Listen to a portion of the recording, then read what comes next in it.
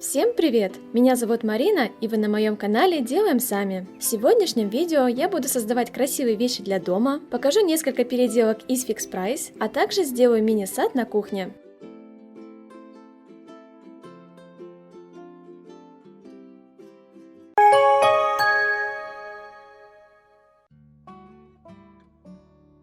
Начну я с небольшого декора для дома. Буду делать ароматную свечу.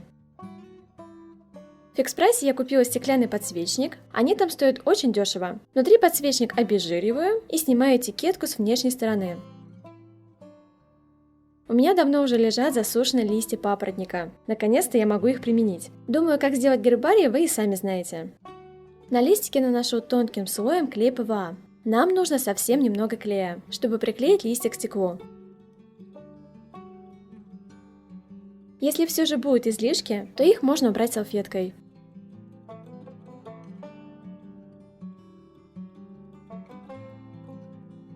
Далее аккуратно надрезаю самые простые хозяйственные свечи. Затем отламываю, чтобы не повредить фитиль, он нам еще понадобится. На такой подсвечник мне понадобится 3 свечи. В чистую консервную банку складываю кусочки парафина.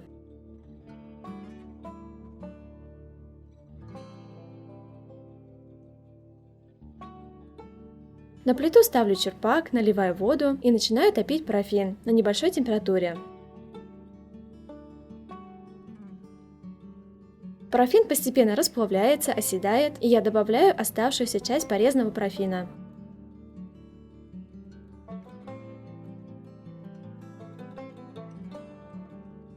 Устанавливаю фитиль, пока расплавляется парафин. Для этого мне понадобится держатель фитиля и сам фитиль. Я буду использовать другой фитиль, более толстый, от него будет больше света. Край фитиля выровню прозрачным скотчем, чтобы он не пушился, и с легкостью продеваю держатель фитиля.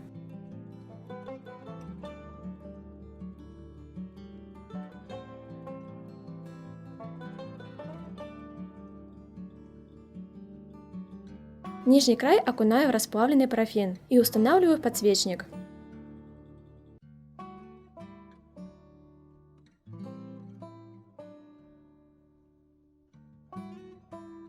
А верхний край фитиля зафиксирую связанными с двух сторон шпажками.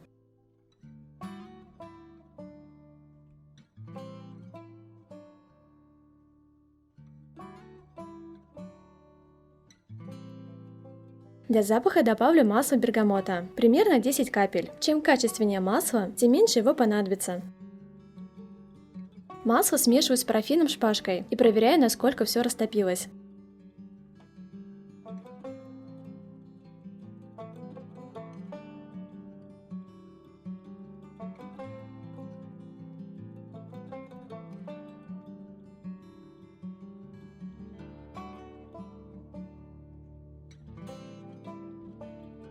Через несколько минут парафин полностью растопился, и я его переливаю в готовый подсвечник.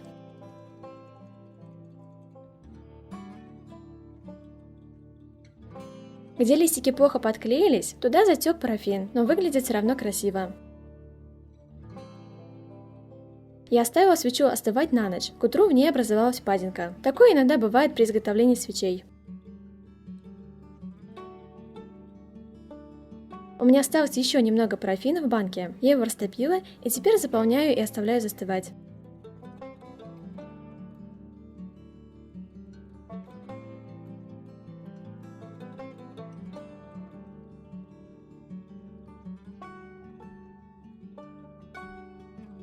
Все получилось ровно, аккуратно, очень красивая свеча.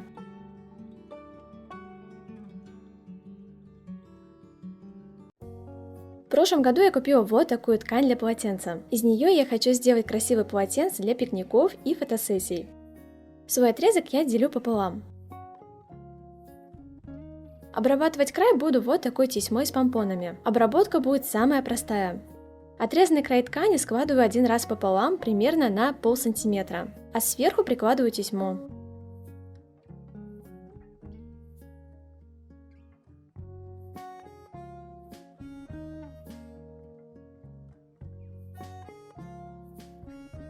Для удобства края я наметала и теперь прошиваю на швейной машинке.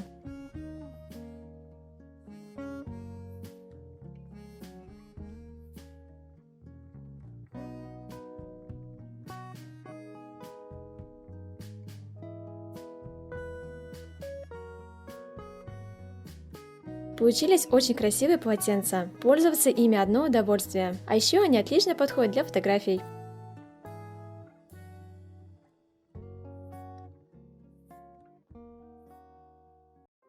Недавно в Фикс-прайсе я купила вот такое металлическое кашпо. По качеству оно очень хорошее, форма удобная, но его цвет и декор мне не нравятся, поэтому приступаю к переделке. Переделывать буду только внешнюю часть, поэтому только ее обезжириваю, а также ручки. Кашпо прокрашиваю белой акриловой краской. К сожалению, такого цвета кашпо у нас не продавалось. Одного слоя оказалось недостаточно, наношу второй слой белой акриловой краски и оставляю подсыхать. Теперь делаю основной цвет.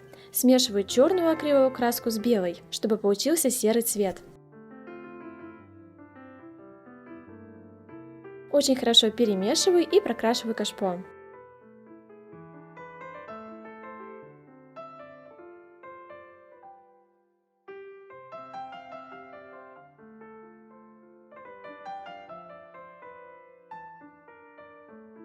На свое кашпо я сделаю надпись в виде такой картинки для декупажа. Ссылку на картинки оставила в описании. Я распечатала сразу несколько вариантов, чтобы подобрать самое подходящее под размер. На кашпо мне нужна узкая и длинная картинка. Обратную сторону промазываю клеем ПВА и приклеиваю ровно на переднюю часть кашпо.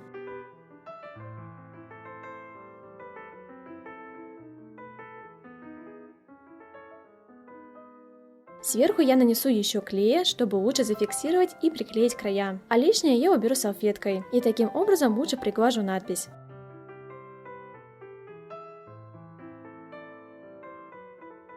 Кашпо готово. В нее я поставлю зелень в стильных баночках, которые покажу, как сделать чуть позже.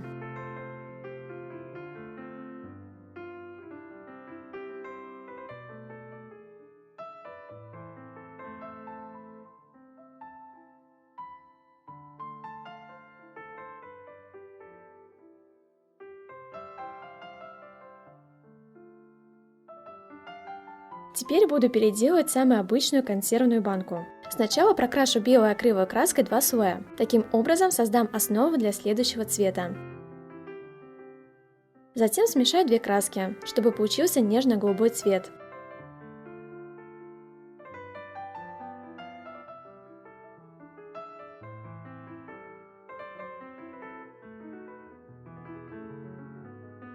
И прокрашиваю банку тоже в 2 слоя.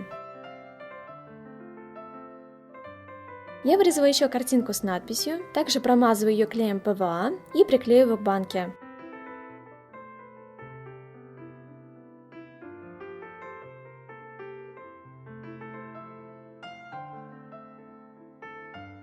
Бумагу хорошо придавливаю, чтобы была видна ребристость банки.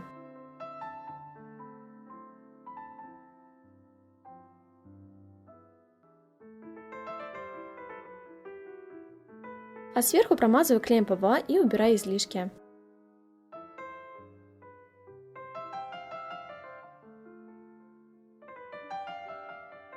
Получилась красивая вазочка кашпо, в которой можно поставить зелень или цветы.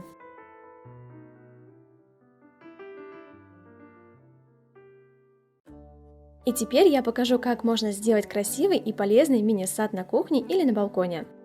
Любые семена насыпаем в емкость, заливаем водой и оставляем на ночь. За это время они набухнут, впитают воду, и некоторые даже могут прорасти. Для примера я использую семена темного льна.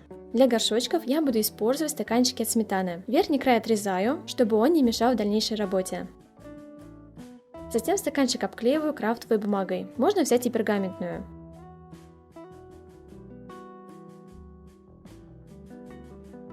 Верхний край бумаги просто сгибаю вовнутрь, не подклеиваю, а нижний надрезаю на более мелкие части и подклеиваю ко дну на двусторонний скотч.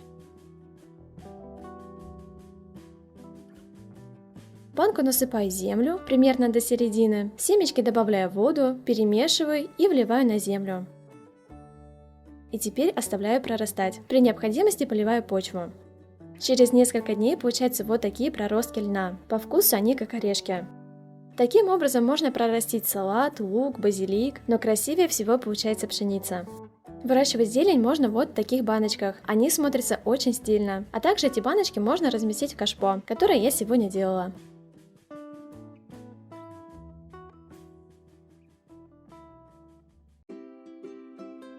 Вот такие уютные, милые переделки и идеи для дома получились. Вроде бы все просто, но как красиво и удобно. Все сегодняшние идеи я буду использовать на своей маленькой уютной кухне. Надеюсь, они вам пригодятся. Если вам понравилось это видео, то ставьте лайк, пишите комментарии, подписывайтесь на мой канал и на мой инстаграм, там много чего интересного. Ну а я, как всегда, побежала готовить новое видео.